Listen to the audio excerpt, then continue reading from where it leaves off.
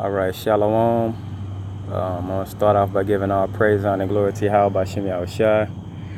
Double honors to the apostles and elders of Great Millstone, all that rule well. And peace, safety, and blessing to the Akim throughout the four winds, pushing his truth and sincerity. Okay, Salakia for the delayed putting up of this video, but this is going to be part 2 of identifying America in the Bible as Babylon. Last part I left off, I think I went to how we would flee our land. If you didn't watch the first one, how we would flee our land, and we would come here, and identifying the people would be just the same as identifying the land where they went. Okay, so this is Daniel. Just to show you that the beast, like when you go in Revelations, it says the beast and the horns. This is to show you that when it speaks of beasts and things like that, it's a power structure. You know what I'm saying? It's a society or an empire. Okay. This is Daniel chapter 8. I'm gonna start at 1 and read down. It says, in the 3rd year of the reign of King Belshazzar, a vision appeared unto me, even unto me Daniel. After that which appeared unto me at the first. And I saw in a vision, and it came to pass when I saw that it was at Shushan in the palace, which is the province of Elam. That would be like Iraq today, I think it is. Iran or Iraq. You know what I'm saying? It says, and I saw in a vision, and I was by the river of Eula. Then I lifted up mine eyes and saw, and behold, there stood before me, before the river, a ram, which had 2 horns, and the 2 horns were high, but one was higher than the other. Okay, it says, and the higher came up last. I saw the ram pushing westward and northward and southward, so that no beast might stand before him, neither was there any that could deliver out of his hand. But he did according to his will, and became great. Now, you can clearly see that when you read this, you would understand that this is not talking about a ram. All right, but let's read further. All right, I just made some PowerPoints. Okay, this is the ram represents a power. The horns are used to move things, and it moved with its powers and dominance to everyone. So when it said it was the power, it was moving in all directions. Like every direction it went, it was slaughtering people, and it was conquering. So that lets you know that the ram was a power structure, but we're gonna get a little deeper into it. Okay, this is verse 5. It says, and as I was considering, behold, an he-goat came from the west on the face of the whole earth, and touched not the ground. And the goat had notable horns between his eyes. Okay, just letting you know. The he-goat was another power structure that came against the ram. Okay, now check this out. Verse 6, it says, and he came to the ram that had 2 horns, which I had seen standing before the river, and ran into him in the fury of his power. And I saw him come close unto the ram, and he was moved with choler against him. Choler is like great wrath or fury. Okay. And it says, what was that? Okay. And smote the ram and broke his two horns, and there was no power in the ram to stand before him. But he cast him down to the ground and stamped upon him, and there was none that could deliver the ram out of his hand. Okay, so these power structure came up against the ram. Okay. Now, and it destroyed it. Okay, so this is a power structure. This beast came up against another beast, and there was a power structure, and he letting you know that when he came up against them, he prevailed against them. Okay, but the one before him was a structure that was going all over, and it was just annihilating everybody. Okay, so this is choler. The word is a great fury or wrath, and the ram was destroyed by the power structure. Destroyed, or the power structure was destroyed. Okay, now we're gonna see exactly when we skip down some verses what this power structure was. Okay, this is Daniel chapter 8. I'm gonna go to 18 through 21. It says, now as he was speaking with me, I was in a deep sleep on my face toward the ground, but he touched me and set me upright, and he said, behold, I will make thee known what shall be in the last end of the indignation.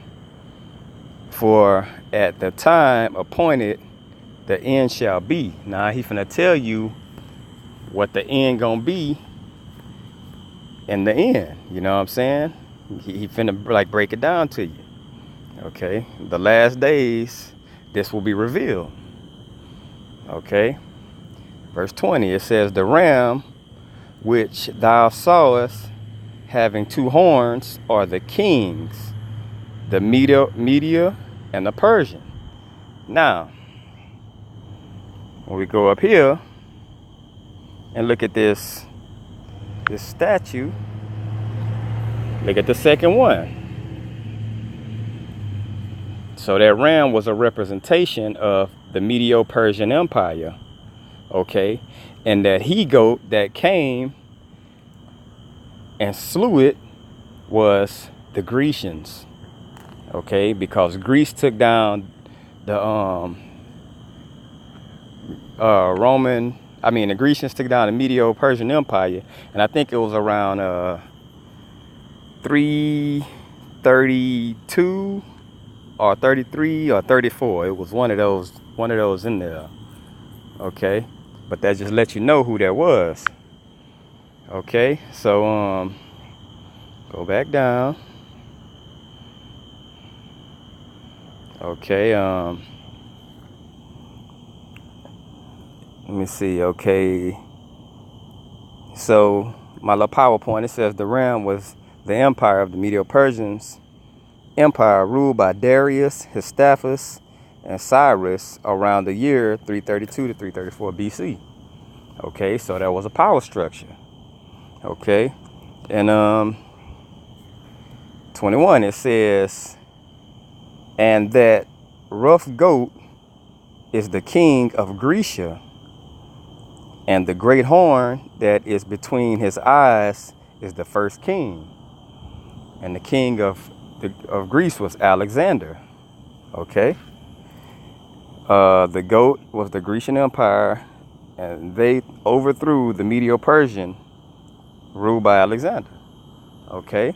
So when you see beast, and you see everything in these scriptures have to be broken down by a man of Yahweh Shem Yahushua. You know what I'm saying? Because he's going to reveal his secrets to his servants, the prophets. You're not going to just understand this by yourself, man. You know what I'm saying? I mean, it's a process. It's a process that has to happen, okay? A very long process when the Most High dealing with you. But in the last days, it says knowledge shall increase. But that's how this works, you know? Okay. Now we're going to go to Revelation. Okay. It's kind of long, so y'all hang in there. Revelations 18:9, it says, and the kings, this lets you know those empire and the beast and all that. That lets you know that it's speaking of power structures. Now, this is going to show you how America is Babylon, the great whore that sat on many waters. Okay. And the kings of the earth who have committed fornication and lived deliciously with her shall bewail her. This is after America is burned off the face of the planet. Okay. It says everyone has fornicated with her and lived deliciously with her. That's all the other nations. Okay. They came and they did trades. You know what I'm saying? America is known as the great merchant. You know what I'm saying? They trade, they buy, they sell. They get China to make some shoes for $2. And then they'll bring it here to America and sell it for $175. Okay, so there's all kind of profits, and everybody living deliciously off of that. Okay. It says shall bewail her and lament for her when they shall see the smoke of her burning. At her. You know this is not talking about a woman, but it's spiritually talking about that great whore that sat on many waters. Okay. Verse 10, standing afar off for the fear of her torment, saying, alas, alas, that great city Babylon, that mighty city, which is America, for in 1 hour is her judgment come. So the Most High gonna have this place burned down in 1 hour, 60 minutes. You're gonna see all 50 states, this big ass place burned off the planet. And it's telling you that people from all the other countries is gonna see this. They're gonna see the smoke going up. Like, damn, that bitch burned to the fucking ground. Okay. For in 1 hour is her judgment come. 11. And the merchants of the earth shall weep and mourn over her, because they know once this place is burned down, there's gonna be no more profit, no more big money. Nobody gonna trade with us no more, to where we can be living, to where we drive in the best cars and we live in the best houses. You know what I'm saying?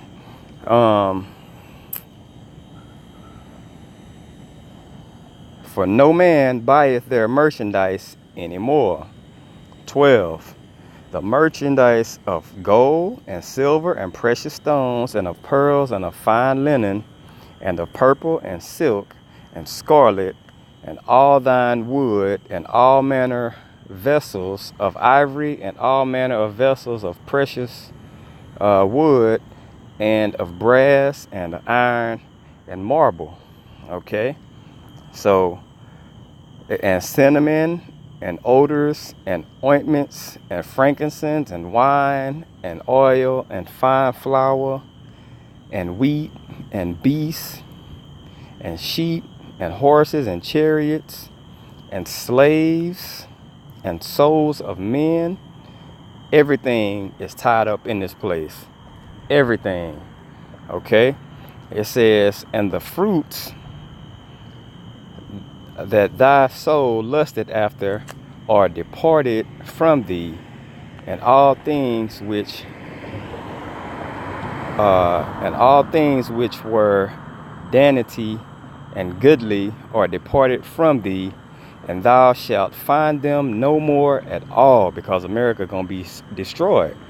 Okay. 15. The merchants of these things which were made rich by her shall stand afar off for the fear of her torment, weeping and wailing, and saying, alas, alas, that great city that was clothed in fine linen and purple and scarlet and decked with gold and precious stones and pearls. That's a representation of America at how beautiful it looked.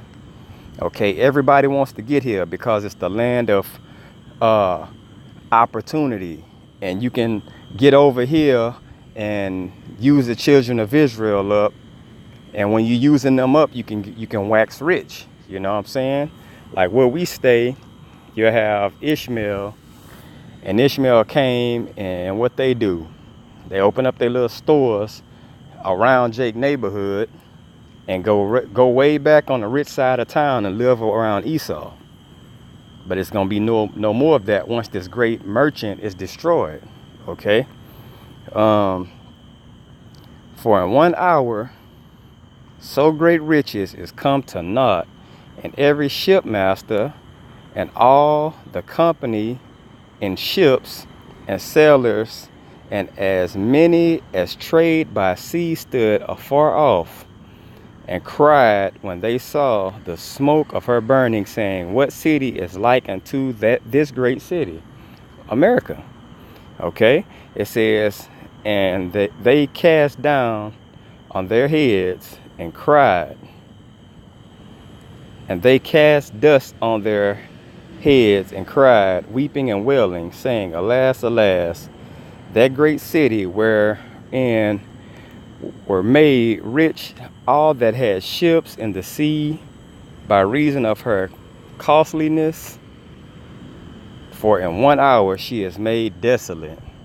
So the Most High gonna destroy this place, this woman, or this beast, Babylon, off of the planet in 60 minutes, bruh. 60 minutes. They say it takes an ICBM missile 25 to 30 minutes to get from the other side of the world to here. Now you imagine that. 25 to 30 minutes from the other side of the world to destroy this place. All right. And these just some little PowerPoints I put up to also kind of identify it, you know. An empire means chief merchant. Like everyone, everything is an empire. The Roman Empire, the Grecian Empire, like Babylon, this is an empire. And who is the chief empire on this planet? America. Chief empire, chief merchant. You know why? Because the World Trade Center is in the United States. That's the world, not the nation, but the world. Everybody in the world. This is their trade center. This is where they come to. It's in New York City. You know what I'm saying? Let me see. The world currency is the US dollar. That's the world currency. Okay? Whoever's in rulership, face is on the currency. So who's ruling? Whose face is on the money? Like when you watch 300, when Xerxes, that was the Medo-Persian Empire. He was Persian. When he was trying to come into power, when it was coming into power, Darius, I think his dad was Darius, coming into power, they had their money, their faces on the money. Okay? The beast in Revelation is NATO. Because when it first started, the 10 heads and 7 horns, the beast, NATO in 1958, 10 countries was in it. It started with 10 countries. That's the 10 head and 7 horns. Okay? And the horns are like break-offs, you know? So, hope this was edifying, you know? Want to give all praise, honor, and glory to Yahweh Hashem Yahushua that belongs to the Apostle Nils, the great millstone. Peace, safety, and blessings to Yakim. Shalom.